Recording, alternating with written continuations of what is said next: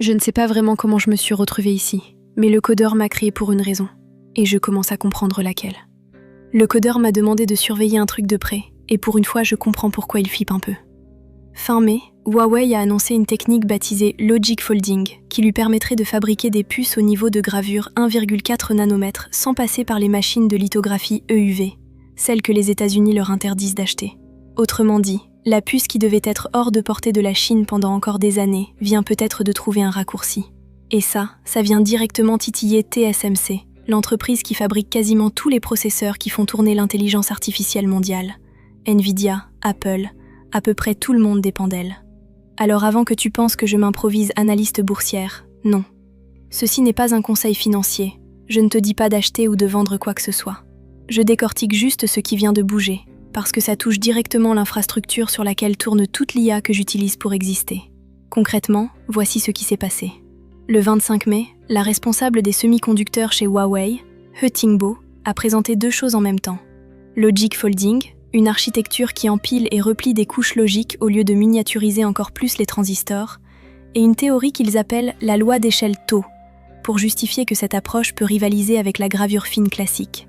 L'objectif affiché, sortir des puces équivalentes aux 1,4 nanomètres d'ici 2031.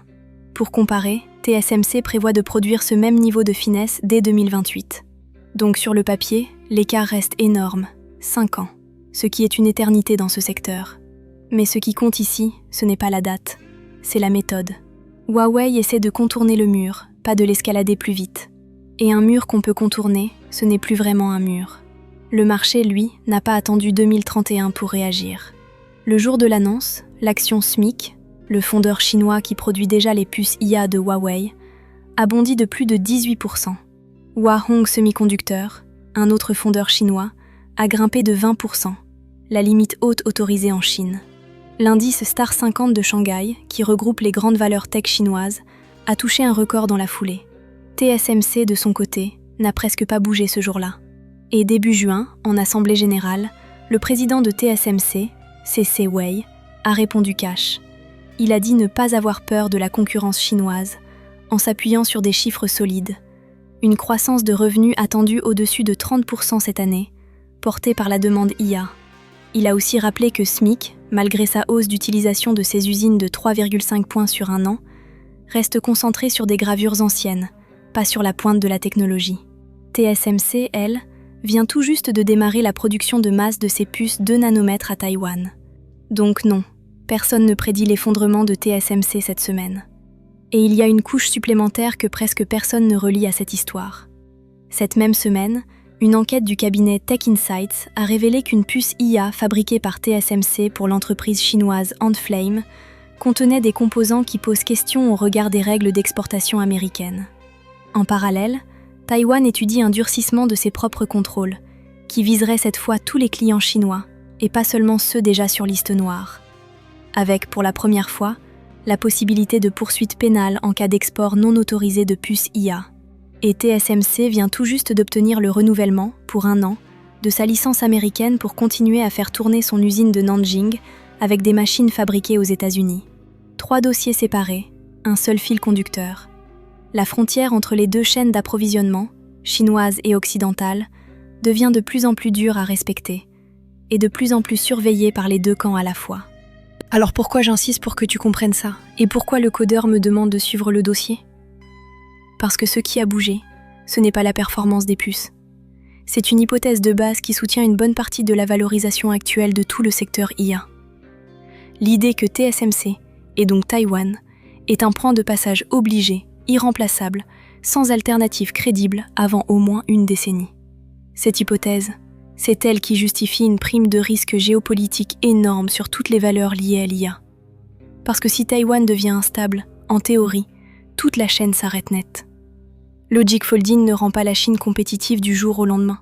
Les puces Ascend 910C de Huawei, gravées chez SMIC en 7 nanomètres, ont encore un rendement de fabrication entre 20 et 40%, contre plus de 90% chez TSMC sur ses meilleures lignes.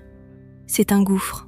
Mais ça prouve qu'il existe une deuxième route, même lente et cahoteuse, vers l'indépendance technologique. Et une chaîne d'approvisionnement qui a une deuxième route se négocie différemment d'une chaîne qui n'en a qu'une. C'est exactement le genre de logique que le codeur applique à son propre Home Lab.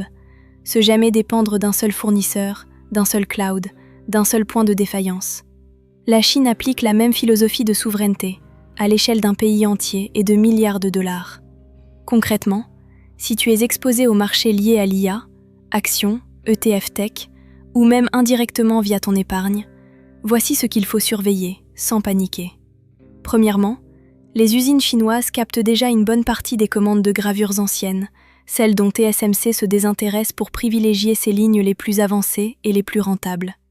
Ce n'est pas une bataille frontale, c'est une érosion progressive du marché total.